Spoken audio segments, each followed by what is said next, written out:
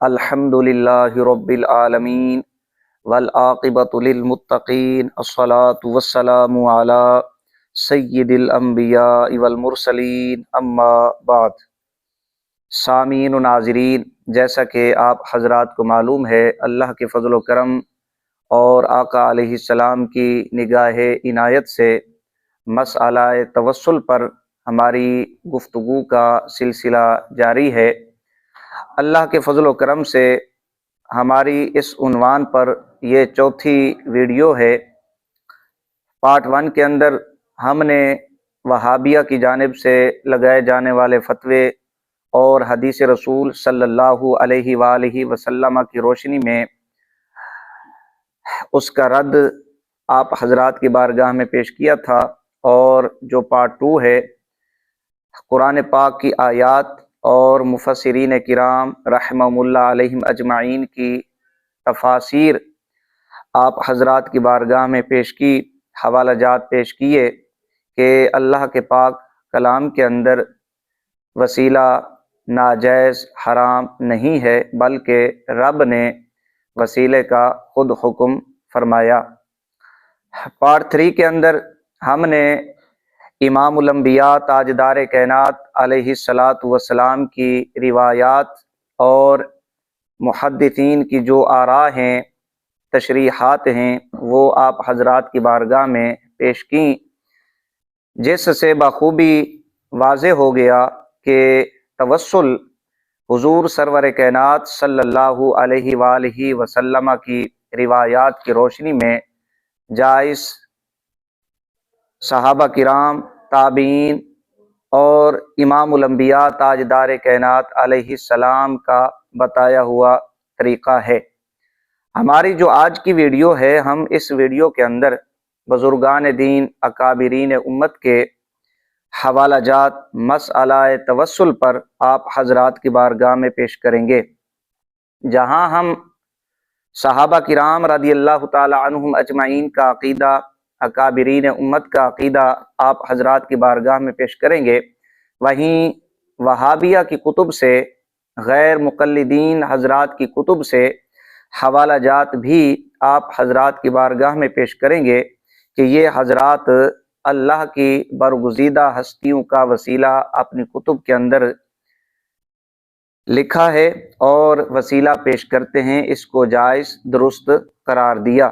سامعین و ناظرین، جیسا کہ ابھی میں نے یہ عرض کیا کہ ہم نے پارٹ 1 کے اندر وہابیہ غیر مقلدین کی کتب سے حوالہ جات پیش کیے تھے، جس میں توسل کو ناجائز، ممنوع، حرام، شرک اکبر تک پہنچنے کا ذریعہ قرار دیا گیا۔ مزید حوالہ جات آپ حضرات کی بارگاہ میں پیش کرتے ہیں کہ توسل کو ناجائز، حرام قرار دیتے ہیں۔ یہ فتاوی صراط مستقیم آپ دیکھ سکتے ہیں، صفحہ نمبر 87 ہے۔ وسیلہ کا یہی وہ غیر مشروع طریقہ ہے جو انسان کو شرک میں مبتلا کر دیتا ہے۔ فتاوی صراط مستقیم، مولوی محمود احمد میر پوری، صفحہ نمبر 87۔ اسی طرح حسن عقیدہ کتاب و سنت کی روشنی میں نظر ثانی مولوی مبشر احمد ربانی، یہاں لکھا ہے صفحہ نمبر 98، بعض اوقات اس طرح کا وسیلہ انسان کو شرک تک پہنچا دیتا ہے۔ 2 حوالے ہو گئے۔ تیسرا حوالہ یہ کتاب ہے کشف الشبہات، صفحہ نمبر اس کا 53، شبہ نمبر 3 ہے۔ لکھتے ہیں، میں اللہ کے ہاں ان کی سفارش کی امید پر ان کا قصد کرتا ہوں۔ یہ ایک بندے کا عقیدہ۔ آگے جواب کیا دیتے ہیں؟ جواب یہ ہو بہو کفار والا مقولہ ہے، یعنی اس طرح کا عقیدہ رکھنا کہ میں اللہ کے ہاں اللہ کے برگزیدہ بندوں کو سفارش کی امید پر ان کا قصد کرتا ہوں، یہ اس کو ہو بہو کفار والا مقولہ بتا رہا ہے، شرک بتا رہا ہے، صفحہ نمبر 53۔ اسی طرح توحید و شرک کے احکام و مسائل، ناصر الدین البانی کی یہ تحقیق و افادات، یہاں پر بھی شرک قرار دیا گیا۔ بلا شبہ یہ چیزیں شرک اکبر تک پہنچانے کا ذریعہ ہیں، اس لیے ان سے بہر صورت بچنا چاہیے۔ شیخ الاسلام امام ابن تیمیہ نے تو اہل قبور کا وسیلہ پکڑنے کو صراحتاً شرک قرار دیا ہے۔ اسی طرح یہ کتاب ہے تجدید ایمان، ڈاکٹر سید شفیق الرحمان، صفحہ نمبر 141۔ دعا میں محمد صلی اللہ علیہ وآلہ وسلم، آل محمد یا کسی ولی اور پیر کا وسیلہ بعض اوقات انسان کو شرک تک پہنچا دیتا ہے، صفحہ نمبر 141۔ یہ اب 6-7 حوالہ جات آپ حضرات کی بارگاہ میں پیش کیے، ان میں سے کچھ حوالے نئے ہیں اور کچھ حوالے ہم نے پارٹ 1 کے اندر بیان کیے تھے کہ یہ حضرات توسل کو شرک قرار دیتے ہیں۔ محمد صلی اللہ علیہ وآلہ وسلم یا آل محمد کا وسیلہ، یا یہ کہنا کہ یہ اللہ کی بارگاہ سے سفارش کریں گے، یہ قصد کرنا بھی ان کے نزدیک شرک ہے، کافروں کا طریقہ ہے۔ سامعین و ناظرین، یہ حوالہ جات سماعت فرما لینے کے بعد اب ذرا سب سے پہلے صحابہ کرام رضی اللہ تعالی عنہم اجمعین کا عقیدہ کیا ہے وہ آپ سماعت فرما لیں۔ یہ میرے پاس مسند امام احمد بن حنبل جلد نمبر 13، ایک حدیث پاک صحابہ رضی اللہ تعالی عنہم اجمعین کے حوالہ سے کہ حضرت عبداللہ بن مسعود رضی اللہ تعالی عنہ سرکار کو کیا سمجھتے تھے صحابہ کرام، عقیدہ کیا تھا۔ وَلَقَدْ عَلِمَ الْمَحْفُوظُونَ مِنْ أَصْحَابِ مُحَمَّدٍ صلی اللہ علیہ وآلہ وسلم أَنَّ ابْنَ أُمِّ عَبْدٍ مِنْ أَقْرَبِهِمْ إِلَى اللَّهِ زُلْفَةً۔ مستدرک للحاکم کے اندر امام حاکم رحمہ اللہ نے یہی روایت نقل کی، وہاں پر زلفتن کی بجائے وسیلتن کے لفظ ہیں، اور یہ حدیث پاک ہم سابقہ ویڈیو میں پیش کر چکے ہیں۔ یہاں پر چونکہ یہ بتلانا مقصود ہے کہ صحابہ کرام کا عقیدہ کیا ہے۔ صحابہ کرام رضی اللہ تعالی عنہم اجمعین یہ بات بڑی اچھی طرح جانتے تھے کہ حضرت عبداللہ بن مسعود رضی اللہ تعالی عنہ یہ اللہ کی بارگاہ میں قرب کا ذریعہ ہیں، وسیلہ ہیں۔ یہ مسند امام احمد جلد 13 اور مستدرک للحاکم امام حاکم رحمہ اللہ، یہ آپ زیارت فرما سکتے ہیں۔ یہ حدیث پاک ہے، صحابہ کرام رضی اللہ تعالیٰ عنہم اجمعین کا عقیدہ آپ نے سماعت فرمایا۔ یہ میرے پاس مجموع الفتاوی ابن تیمیہ، وہابی غیر مقلدین حضرات کے شیخ الاسلام ہیں، جلد 1 ہے۔ یہاں پر حضرت سیدنا امام احمد رضی اللہ تعالیٰ عنہ سرکار کے حوالہ سے نقل کیا، انہو یتوسل بالنبی صلی اللہ علیہ وآلہ وسلم فی دعائہ، اور آگے یہ کہتے ہیں کہ فَلِذَالِكَ جَوَّزَتْ تَوَسُّلَ بِهِ، کہ یہ امام احمد رحمہ اللہ توسل کو جائز قرار دیتے ہیں امام الانبیاء تاجدار کائنات علیہ السلام کے ساتھ۔ یہ ابن تیمیہ صاحب وہابی غیر مقلدین حضرات کے شیخ الاسلام ہیں۔ تیسرا حوالہ سماعت فرمائیں، یہ تاریخ بغداد جلد 1 ہے۔ یہاں پر خطیب بغدادی رحمہ اللہ نے ایک روایت نقل کی، صفحہ نمبر 133 ہے، جلد 1۔ یہاں پر سمیت الحسن ابن ابراہیم ابا علی الخلال، حسن بن ابراہیم ابو علی خلال وہ فرماتے ہیں کہ مجھے جب کوئی مشکل پیش آتی ہے فقصدت قبر موسیٰ بن جعفر فتوسلت به الا سہل اللہ تعالی لی ما احب، کہ میں موسیٰ بن جعفر کی قبر کا قصد کرتا ہوں اور وسیلہ پیش کرتا ہوں، اللہ تعالی میری مشکل کو وسیلہ کے ذریعے، وسیلہ سے حل فرما دیتا ہے۔ کس کی قبر؟ موسیٰ بن جعفر۔ یہ خطیب بغدادی ایک واقعہ روایت نقل کرتے ہیں، صفحہ نمبر 133۔ یہ اب بزرگان دین کا عقیدہ نظریہ توسل کے حوالہ سے، اتنے بڑے بڑے اکابر وہ توسل کو جائز بلکہ خود ان کا معمول ہے۔ یہ امام ابن حجر عسقلانی رحمہ اللہ کی تہذیب التہذیب جلد نمبر 7 ہے۔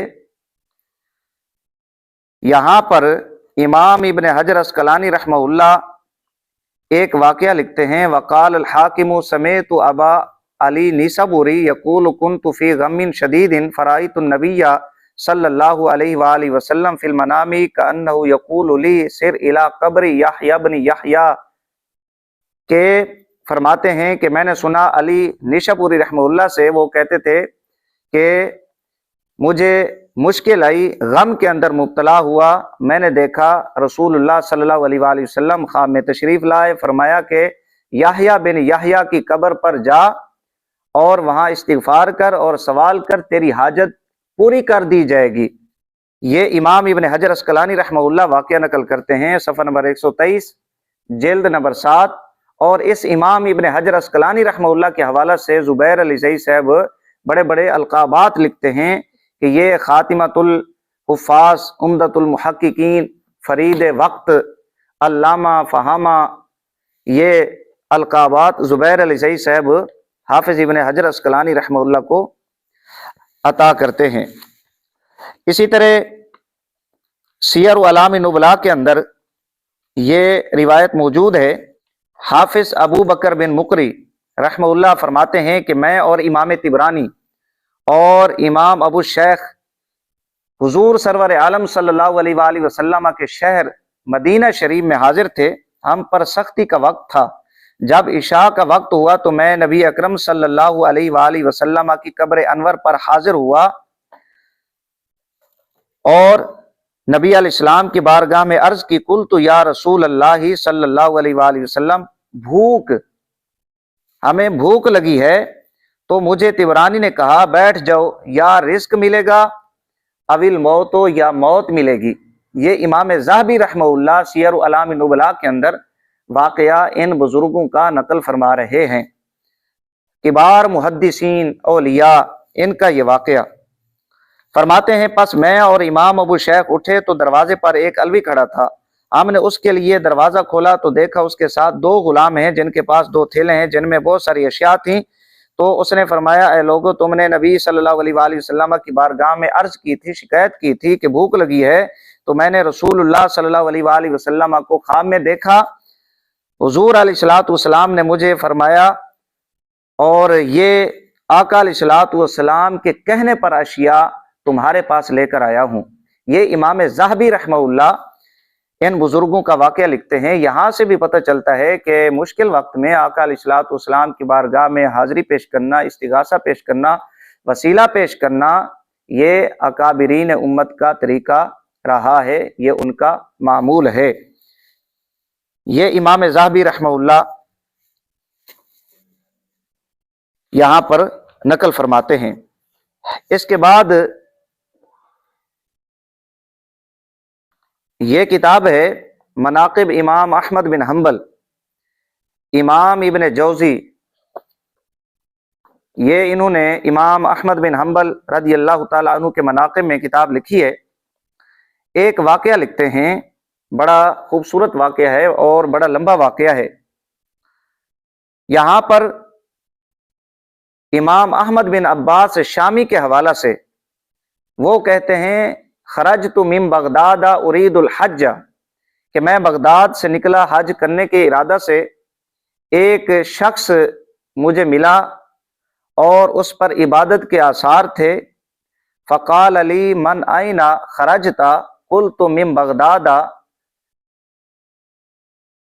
اس نے کہا کہ تو کہاں سے آیا ہے؟ میں نے کہا میں بغداد سے آیا ہوں اور وہاں بغداد میں فساد برپا ہے۔ فخفت ان یخسف باہلھا، کہ مجھے ڈر ہے کہ وہ لوگوں سمیت دنسا دیا جائے گا۔ تو اس نے کہا ارجع ولا تخف، کہ لوٹ جا اور خوف نہ کر، فإن فیہا قبور اربعۃ من اولیاء اللہ ہم حصن لہم من جمیع البلایا۔ وہ اب بندہ کہنے لگا کہ واپس لوٹ جا، خوف نہ کر، اس لیے کہ وہاں اللہ کے ولیوں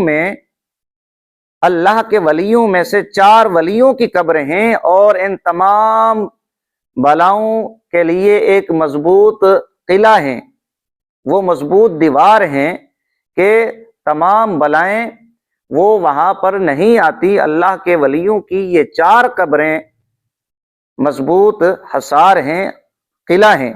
یہ اب امام ابن جوزی رحمہ اللہ نے امام احمد بن حنبل رضی اللہ تعالیٰ عنہ سرکار کے مناقب میں کتاب لکھی ہے اور اس میں یہ واقعہ لکھتے ہیں۔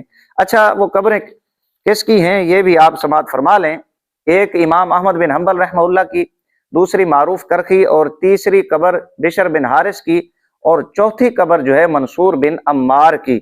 وہ فرماتے ہیں پھر میں واپس آیا اور ان قبروں کی زیارت کی۔ یہ صفحہ نمبر 199 اور 190، امام ابن جوزی رحمہ اللہ مناقب امام احمد بن حنبل رضی اللہ تعالی عنہ۔ یہ آپ حوالہ جات سماعت فرماتے جائیں۔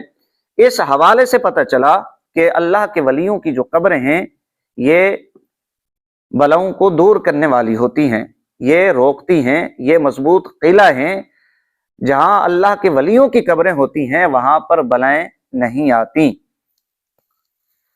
اس کے بعد یہ کتاب تاریخ بغداد جلد 1، خطیب بغدادی حضرت امام شافعی رضی اللہ تعالی عنہ کے حوالہ سے نقل فرماتے ہیں، قال سمیت الشافعیہ یقول انی لاتبرک بابی حنیفہ واجیء الی قبرہ فی کل یوم یعنی زائرا۔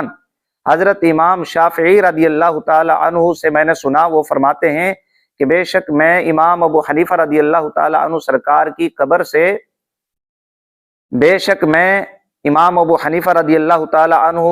تبرک حاصل کرتا ہوں اور ان کی قبر پر ہر دن آتا ہوں زیارت کرنے کے لیے۔ اور پھر فرماتے ہیں جب کوئی مشکل آتی ہے صلیت رکعتین وجئت الی قبرہ وسألت اللہ تعالی الحاجت عندہ، میں 2 رکعت نماز ادا کرتا ہوں اور امام صاحب رضی اللہ تعالیٰ عنہ کی قبر پر آتا ہوں، اللہ سے سوال کرتا ہوں حاجت کے بارے میں، امام صاحب رضی اللہ تعالیٰ عنہ کے وسیلہ سے آپ کی بارگاہ میں حاضر ہو کر۔ یہ صفحہ نمبر 135 تاریخ بغداد جلد 1۔ امام شافعی رضی اللہ تعالیٰ عنہ سرکار کا اب یہ عمل ہے، امام صاحب رضی اللہ تعالیٰ عنہ سرکار کا وسیلہ، اور وسیلہ اپنے گھر میں نہیں، اپنی مسجد میں نہیں، بلکہ امام صاحب رضی اللہ تعالیٰ عنہ سرکار کی قبر کے پاس آ کے اور پھر نماز ادا کرنا، اللہ کی بارگاہ میں امام صاحب کا وسیلہ پیش کرنا، یہ امام شافعی رضی اللہ تعالیٰ عنہ سرکار کا معمول ہے۔ یہاں سے بھی یہ پتہ چلتا ہے کہ اللہ کے ولیوں کا، نبیوں کا وسیلہ پیش کرنا، ان کی بارگاہ میں حاضری دینا، یہ ناجائز، گناہ، ممنوع، شرک نہیں ہے، بلکہ اکابرین امت کا طریقہ ہے۔ اسی طرح حوالہ جات آپ سماعت فرماتے جائیں۔ امام حافظ ابو زکریا نووی رحمہ اللہ، امام نووی، ان کا اپنا عقیدہ کیا ہے یہ ذرا آپ سماعت فرمائیں۔ تہذیب الاسماء کے اندر امام نصر بن ابراہیم مقدسی کے ترجمہ میں لکھتے ہیں، فرمایا کہ میں، یعنی امام نووی رحمہ اللہ فرما رہے ہیں، کہتا ہوں کہ ان کی قبر باب صغیر میں ہے، حضرت معاویہ اور حضرت ابو دردہ رضی اللہ تعالیٰ عنہما کے پہلو میں ہے۔ بہت زیادہ لوگ اس کی زیارت کرتے ہیں اور اس کے پاس دعا کرتے ہیں، یہ قبر کی زیارت کرتے ہیں اور اس کے پاس دعا کرتے ہیں۔ یہ امام نووی رحمہ اللہ کا اپنا عقیدہ ہے۔ یہ دوسرا حوالہ سماعت فرمائے، امام نووی رحمہ اللہ شارح مسلم، ایک حوالہ آپ سماعت فرما چکے، دوسرا حوالہ کہ ان کا عقیدہ نظریہ کیا ہے۔ کتاب الاذکار کے اندر امام نووی رحمہ اللہ فرماتے ہیں، فَيُتَوَسَّلُ بِهِ فِي حَقِّ نَفْسِهِ، کہ آقا علیہ الصلوۃ والسلام کا وسیلہ اپنے حق میں، اپنے بارے میں اللہ کی بارگاہ میں پیش کرے۔ یہ سیر اعلام النبلاء جلد نمبر 17، امام حافظ شمس الدین ذہبی رحمہ اللہ ایک واقعہ لکھتے ہیں، شیر وائے نے فرمایا کہ سکہ اپنے زمانہ میں یکتا، شہر کے مفتی اور ان کی علوم حدیث میں بھی تصانیف ہیں۔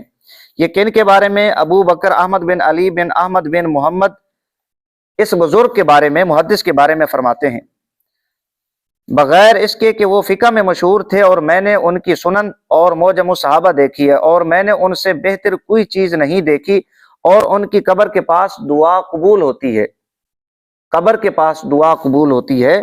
یہ امام ذہبی رحمہ اللہ فرماتے ہیں، وَالدُّعَاءُ عِنْدَ قَبْرِهِ مُسْتَجَابٌ۔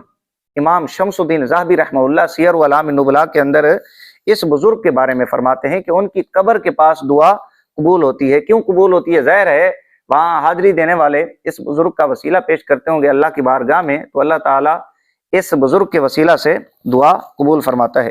اسی طرح یہ سیر و اعلام النبلاء ہے، یہاں پر امام شمس الدین ذہبی رحمہ اللہ ایک اور بزرگ کا ذکر کرتے ہیں اور فرماتے ہیں کہ استاذ ابو بکر قبرہ بالحیرۃ یستسقی بہ، یہ امام ابو بکر رحمہ اللہ ان کی قبر حیرہ میں ہے اور لوگ ان کی قبر کے وسیلہ سے اللہ سے بارش طلب کرتے ہیں۔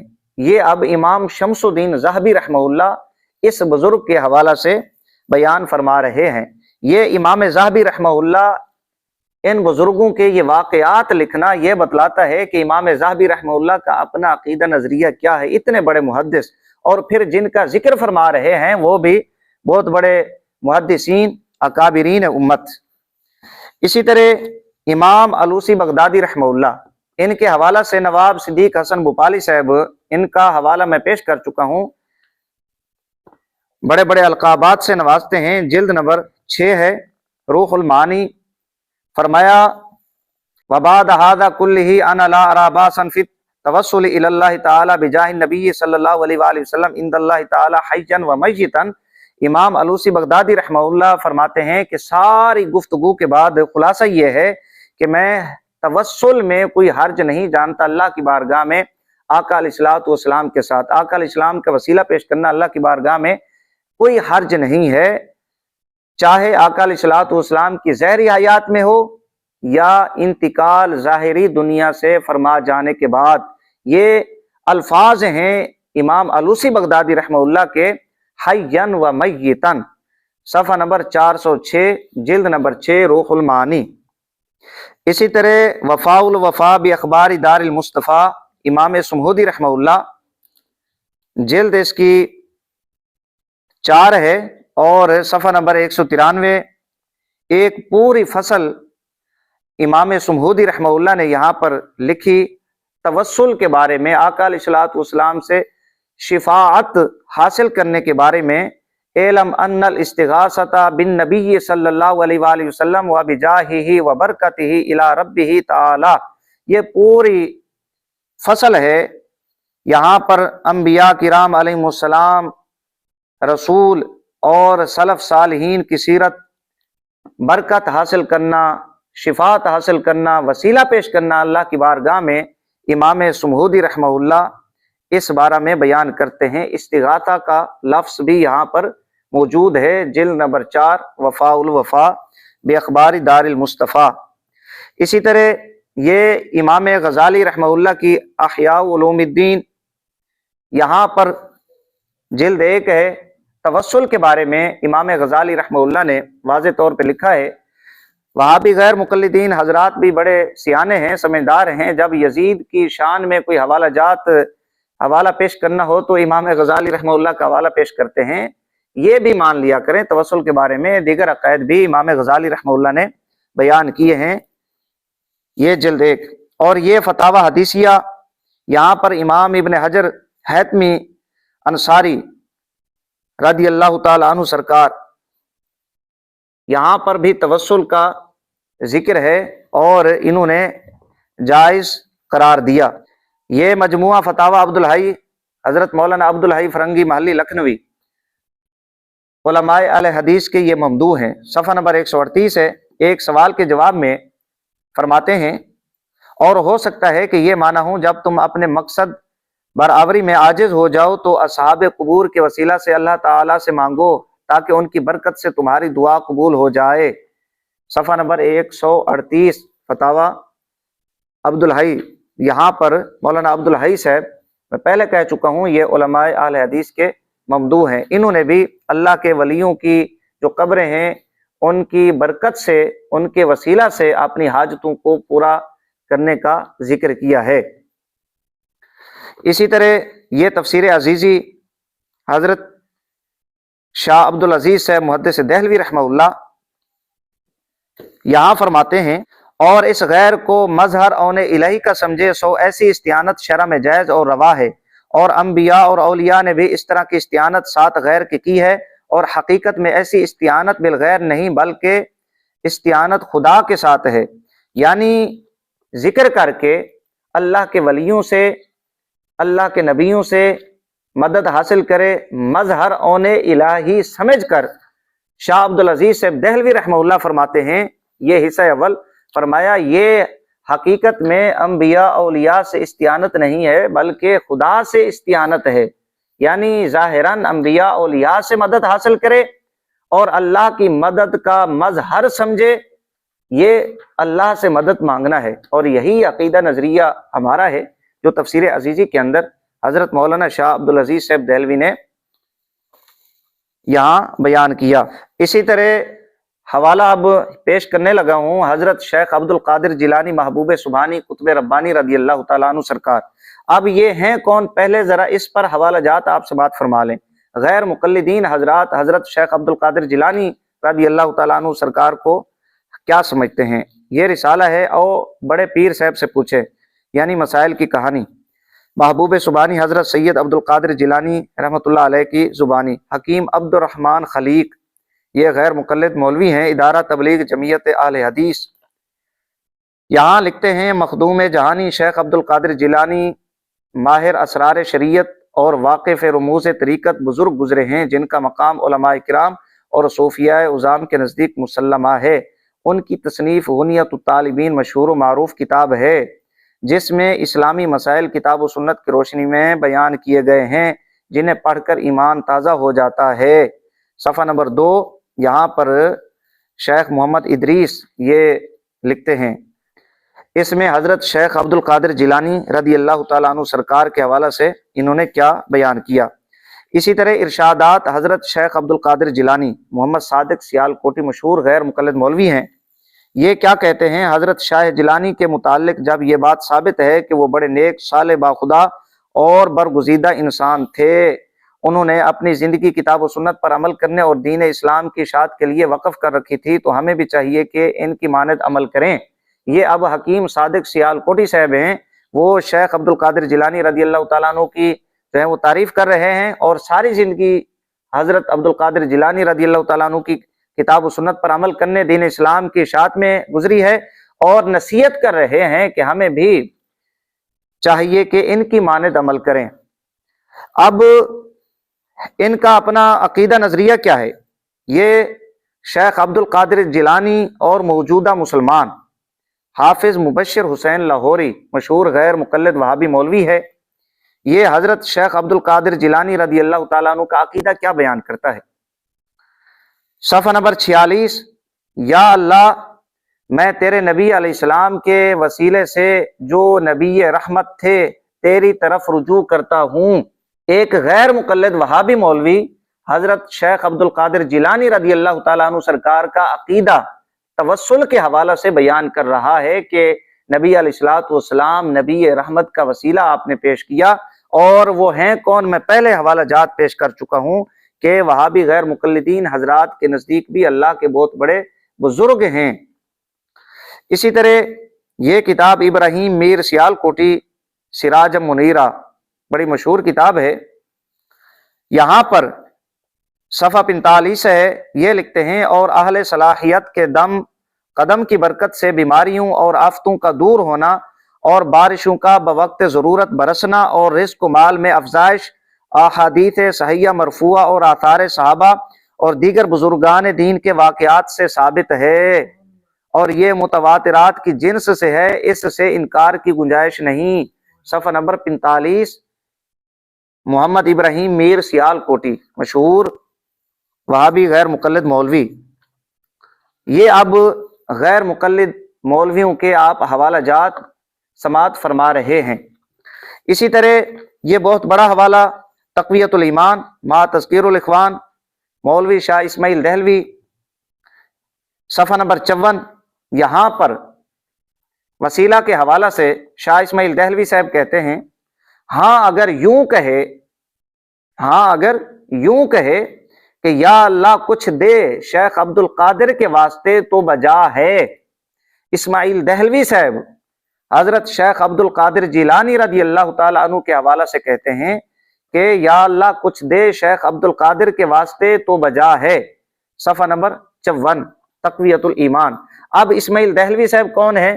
میں پہلے حوالہ جات پیش کر چکا ہوں ایک ویڈیو کے اندر، ان کی متعدد کتب کے اندر، بلکہ وہابی غیر مقلدین مولویوں کی کوئی کتاب ایسی نہیں ہوگی جس میں اسماعیل دہلوی صاحب کا ذکر نہ ہو جو انہوں نے اپنے علماء پر لکھی ہیں۔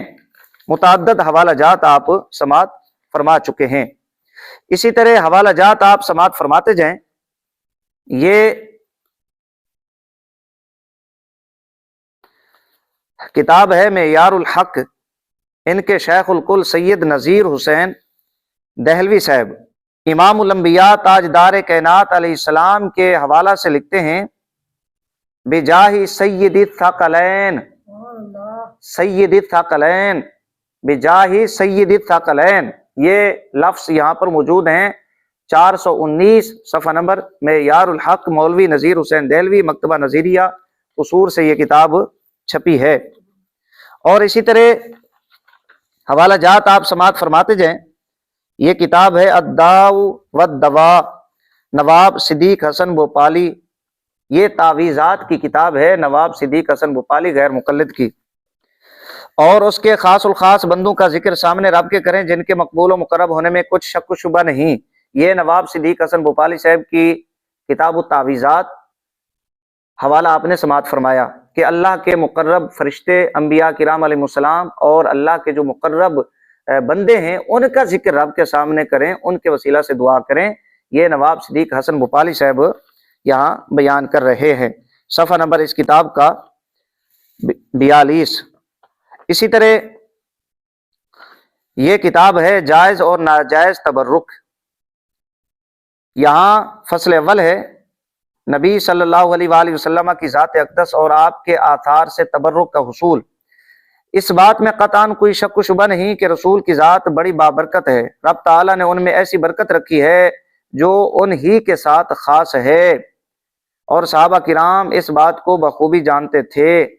یہاں پر نبی رسالت صلی اللہ علیہ وآلہ وسلم کی ذات اقدس سے تبرک، آقا علیہ السلام کا وسیلہ پیش کرنا، اس کتاب کے اندر بھی اس کو جائز قرار دیا گیا اور تسلیم کیا گیا۔ یہ آپ نے متعدد حوالہ جات سماعت فرما لیے، بزرگان دین کا عقیدہ بھی آپ نے سماعت فرما لیا، صحابہ کرام رضی اللہ تعالیٰ عنہم اجمعین کا عقیدہ بھی آپ نے سماعت فرما لیا، وہابی غیر مقلدین مولویوں کی کتابوں سے بھی آپ نے حوالہ جات سماعت فرما لیے۔ اللہ کے فضل و کرم سے اس عنوان پر کثیر حوالہ جات ہمارے پاس موجود ہیں، اور بھی پیش کیے جا سکتے ہیں، ہم انہی پر اکتفا کرتے ہیں۔ یہ حضرات بڑے سیانے ہیں، جب ہم یہ حوالہ جات سامنے رکھتے کہتے ہیں ہم ان کو نہیں مانتے۔